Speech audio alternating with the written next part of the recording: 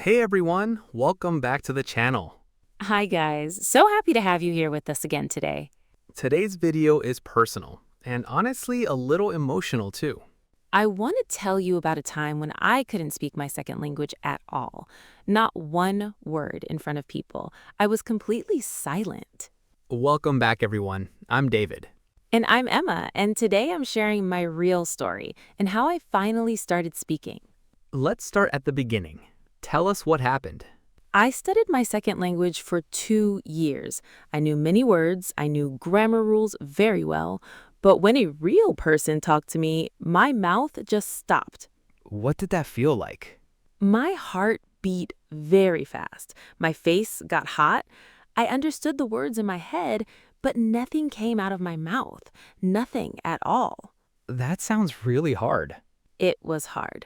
People asked me easy questions like, "What's your name?" And I just stood there, silent, like I forgot how to talk completely. Why do you think this happened? I think I was scared of making mistakes. I thought, if I speak wrong, people will laugh at me. So my brain said, don't speak. It's safer to stay quiet. That fear is so common. A lot of learners feel exactly this way. Yes, and it doesn't feel small when you're inside it. It feels huge, like a wall in front of you. What was a normal day like for you back then? I would study alone, at home, every day. Books, apps, videos. I was a very good student, alone in my room. But outside your room? Outside, I said nothing. If someone spoke to me, I nodded my head or I smiled, but I never answered with real words. Can you remember a specific hard moment from that time? Yes, one moment I remember very clearly. A teacher asked me a question in front of the whole class. Everyone looked at me. I opened my mouth, but nothing came out. What happened next? This silence felt very long, maybe only 5 seconds, but it felt like 5 minutes to me. Finally, the teacher moved to another student. I felt so much shame that day. How did that experience affect you? It made things worse, actually. After that day, I was even more afraid to speak because now I had a real painful memory attached to the fear. That makes complete sense. Fear often grows from real experiences like that. Yes, exactly. My fear wasn't just an idea in my head anymore. It had a real memory behind it now, and that made it feel even stronger. How long did this continue? Almost 1 full year. 1 year of studying hard but staying silent in real life. That must have felt very frustrating. It was so frustrating. I knew so many words, but the words stayed stuck inside me like a locked door. Did anyone around you notice this struggle? My family noticed a little. They would ask, "Why don't you practice speaking more?" But they didn't fully understand the fear inside me. It wasn't about knowledge, it was about fear. That's such an important distinction, knowledge versus fear. Exactly. I had the knowledge already. What I didn't have was the courage to use it out loud in front of real people. What finally changed? What was the moment? One day, a kind woman at a small shop asked me a simple question: "How are you today?" And what happened? My brain froze, like always, but this time, instead of staying silent, I said one small word: good. Just one word? Just one word, but that one word felt huge to me. My heart was beating so fast, but I did it. I spoke. What did she respond? She just smiled and said, "That's nice." She didn't laugh. She didn't judge me. She was simply kind. What did that moment teach you? It taught me something very important. People are not waiting to judge you. Most people are kind and they want you to succeed. That's such a powerful lesson. It really is. After that day, I started saying small words more often. Yes. Thank you. Okay. Small words, every day. Did it feel easier after that first time? A little easier, yes. Not perfect, but a little easier. Fear doesn't disappear completely, but it becomes smaller with practice. What did you do next to keep practicing? I made a small rule for myself.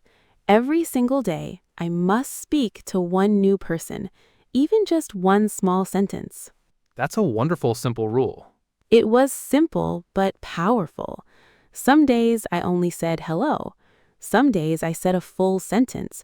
But every day I spoke a little. What happened after a few weeks of this rule?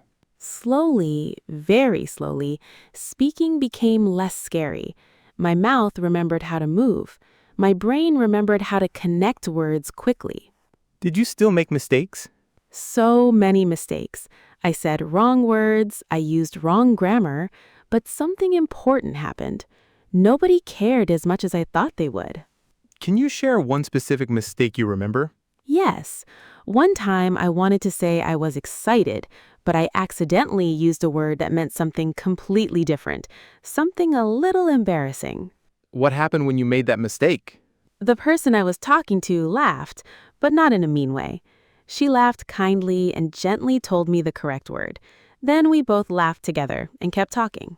How did that moment feel looking back? It felt so different from what I imagined. In my head, mistakes meant disaster. In real life, that mistake became a small, funny, warm memory instead. That's such a beautiful contrast between fear and reality. Exactly. My imagination created a much scarier version of reality than what actually happened. This happened again and again, every single time I finally spoke.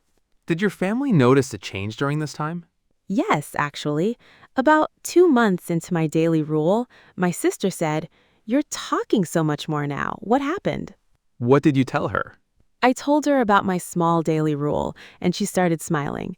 She said she was really proud of me, and that meant so much to hear. That family support must have felt really meaningful. It really did.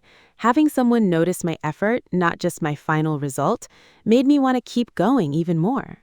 That's such an important realization. It really is. I was scared of judgment that mostly existed only inside my own head, not in the real world around me. Let's talk about the emotional side too, because I think this matters a lot. Yes, this journey wasn't just about words. It was about fear and slowly learning to feel less afraid. What helped you feel less afraid specifically? Small wins helped a lot. Every small conversation, even just 2 words, felt like a small win, and small wins added up over time. Did you do anything to track these small wins? Yes, actually. I started a small notebook. Every day, I wrote 1 sentence about what I said, even if it was just 1 word. What did that notebook look like after a few months? After a few months, I looked back at the early pages and I was amazed. My first pages said things like, "said hello." My later pages had full paragraphs about real conversations. That must have been such a powerful thing to see. It really was. On hard days, I would open that notebook and look back, and it reminded me I really was improving, even when it didn't feel that way in the moment. That's such a simple, powerful tool. It is. I think a lot of learners don't realize how much they've grown because they only look forward at how far they still need to go, never backward at how far they've already come. Did you ever want to give up completely? Yes, many times. Some days after a hard conversation, I thought, I can't do this. I'll never speak well. Those thoughts were very heavy.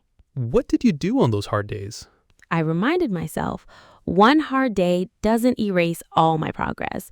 I just needed to try again tomorrow, not quit forever. That's such a healthy way to think about setbacks. It took time to think this way. In the beginning, one bad conversation felt like total failure. Later, I learned it was just one small moment, nothing more. Let's talk about a turning point, a moment when you felt real, true progress. About 6 months after that first small word at the shop, I had a full conversation, 5 whole minutes with a stranger about the weather and my day. How did that feel? I felt so proud. Not because my grammar was perfect, it wasn't, but because I did it. I really talked for 5 whole minutes without freezing. Do you remember what the conversation was about specifically? Yes, actually, I remember it clearly. We talked about how cold the weather was, and she asked me what season I liked best. I said, I'd like autumn because the colors are beautiful. That's a real, natural sentence with real meaning behind it. It was. And in that moment, I wasn't thinking about grammar at all. I was just thinking about autumn and sharing my real feeling with another person. That sounds like a huge shift from fear to genuine connection. It really was. For the first time, English felt like a tool for real connection, not just a subject to study alone in my room. That's such a beautiful moment. It was. I remember walking home that day feeling like a different person, someone who could actually speak this language. What would you say to someone watching this right now, someone who feels exactly like you felt before? I would say, your silence today is not your future. It's just where you are right now, not where you'll stay forever. That's such powerful, encouraging advice. And I would say, start incredibly small. One word, yes, hello, thanks. You don't need a perfect sentence to start. You just need one small word, today. Let's talk practical steps too, for anyone watching who wants to start their own journey today. First step, choose one small word or phrase you can say today to anyone, even a stranger. Hello, thank you, just one. Second step? Second step, remember that people are mostly kind. That woman at the shop didn't judge me. Most people are simply focused on their own lives, not judging your grammar. Third step. Third step, expect mistakes and let them happen. Mistakes are not failure. Mistakes are proof that you're actually trying, actually growing. Fourth step? Fourth step, celebrate small wins. One word today, 2 words tomorrow, a full sentence next week. Every small step matters, truly. Is there a fifth step too? Yes, fifth step, be patient and kind with yourself. This journey isn't fast for anyone. It takes real time, and that's completely okay. How long do you think it takes, roughly, for someone to go from silence to comfortable speaking? It's different for everyone, but for me, it was about 1 year total. Some people are faster, some people are slower, and both are completely normal. That's such an honest, realistic timeline to share. I think honesty matters here. If I had known it would take a full year, I might have felt less pressure to rush and more patience with my own progress. That's such a clear, simple plan. It really is simple. Simple, but it works. It worked for me, and I believe it can work for you too. Let's do a quick recap of everything today, because repetition really helps beginners remember. I was silent for almost 1 year, scared of mistakes and judgment. One small word, good, at a small shop started everything. After that, a simple daily rule. Speak to one new person every day. Slowly built real confidence over time. Mistakes happened constantly, but people were kinder than I expected, and small wins added together created real, true progress. And most importantly, silence today doesn't mean silence forever. Change is always possible, one small word at a time. If you're feeling stuck in silence right now, just like I was, please know this feeling can change. It changed for me, and it can change for you too. Here's a small challenge for you today. Right now, before this video ends, say one word out loud in English, right where you're sitting. It doesn't matter what word. Hello? Yes? Today? Just say it out loud right now. That's exactly how my whole journey started too, with just one small word. That tiny action today could be the very beginning of your own story, just like it was the beginning of mine. Let us know in the comments if you've ever felt this way, completely silent, even with real knowledge inside you. We read every comment, and honestly, hearing your stories helps us understand exactly how to help you better. And honestly, if this story helped you today, the single most helpful thing you can do for us is hit that subscribe button and turn on notifications, because every follow genuinely helps this channel keep growing. The more of you who support us by subscribing, liking, and sharing this with a friend who's also learning English, the more resources we have to keep making honest, helpful videos like this one, made specially for beginners just like you. So if you found this helpful, take 2 seconds right now, hit subscribe, tap that bell, and share this with someone who needs it too. It genuinely makes a difference, and it's the reason we can keep making these videos for you. Thank you so much for being here today and for listening to my story. We'll see you in the next one.